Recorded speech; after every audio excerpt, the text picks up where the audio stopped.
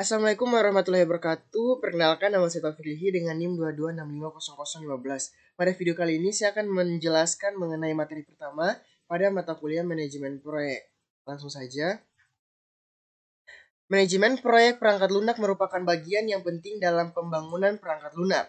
Sekalipun tidak bersifat teknis seperti pengkodean, hal-hal dalam manajemen proyek perangkat lunak ini mampu menentukan apakah proyek akan berjalan dengan baik sehingga menghasilkan produk yang baik. Hal-hal yang berkaitan dengan manajemen perangkat lunak adalah yang pertama, pengolahan personel dan koordinasi tim. Yang kedua, masalah atau problem. Dan yang ketiga adalah proses. Terminologi. Manajemen proyek adalah aplikasi pengetahuan, keahlian, alat bantu, dan teknik untuk mengelola aktivitas proyek dalam menghadapi kebutuhan dasar stakeholders, klien, dan memprediksi berbagai hal yang berkaitan dengan proyek. Ataupun dengan kata lain, manajemen proyek adalah proses melingkupi, merencanakan, menyediakan staf, mengorganisasi, mengarahkan, dan mengontrol pengembangan sebuah sistem yang dapat diterima dengan biaya minimal dan dalam jangka waktu tertentu. Kategori personel. Proses pembangunan perangkat lunak melibatkan banyak personel dan dikategorikan dalam 5 kategori. Yang pertama, manajemen senior. Yang kedua, manajer proyek atau teknis. Yang ketiga, praktisi. Yang keempat, klien. Dan yang kelima, pengguna perangkat lunak. Masalah. Masalah yang berkaitan dengan produk. Yang pertama, masalah yaitu sesuatu yang menghambat tercapainya tujuan atau goal. Oleh karena itu, kita harus mengamati masalah pada awal dimulainya sebuah proyek.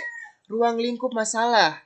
Yang pertama ada konteks, bagaimana perangkat lunak dibangun. Yang kedua ada tujuan informasi, yaitu objek data pelanggan apa yang dihasilkan sebagai output dari perangkat lunak.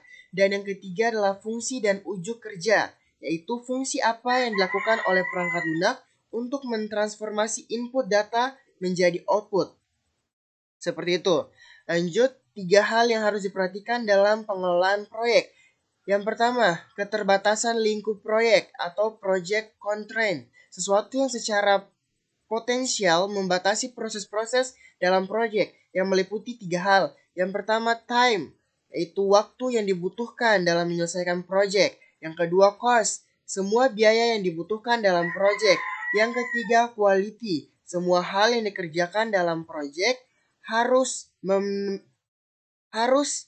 memenuhi sistem pada waktu dan dalam budget yang ditentukan.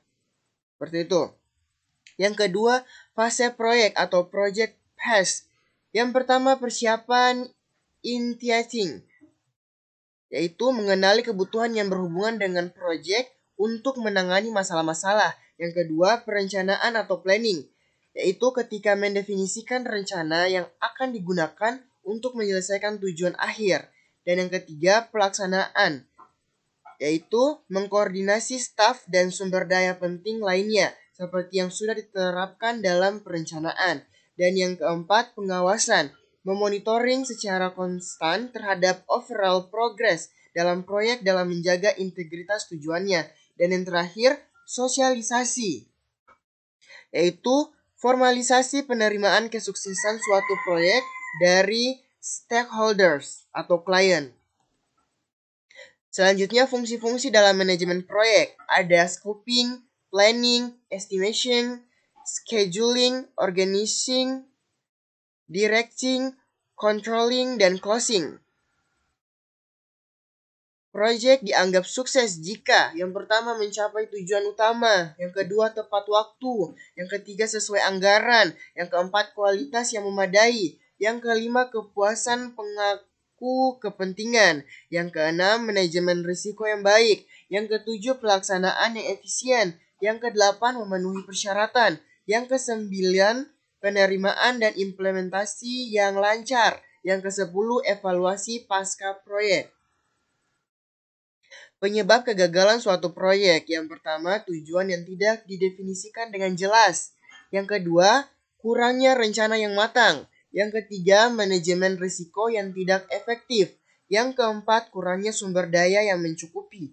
Yang kelima, komitmen yang kurang dari pemangku kepentingan. Yang keenam, perubahan yang tidak terkendali. Yang ketujuh, ketidakmampuan untuk mengatasi konflik.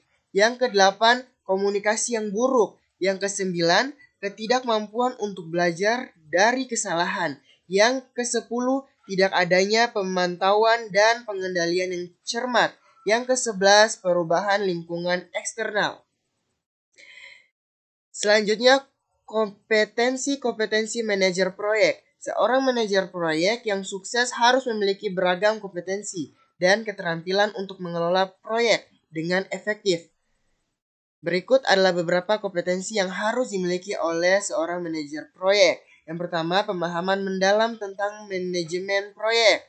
Selanjutnya, kemampuan perencanaan yang kuat, kemampuan komunikasi yang efektif, kemampuan manajemen risiko, kemampuan manajemen sumber daya, kemampuan pemecahan masalah, kemampuan pengambilan keputusan, pemahaman teknologi dan industri, kemampuan manajemen waktu, kemampuan adaptable, kemampuan leadership, pemahaman tentang bisnis, dan kemampuan evaluasi pasca proyek. Oke, mungkin saja dapat saya jelaskan mengenai materi 1 pada manajemen proyek. Mohon maaf bila ada kata-kata yang salah. Bila itu wassalamualaikum warahmatullahi wabarakatuh.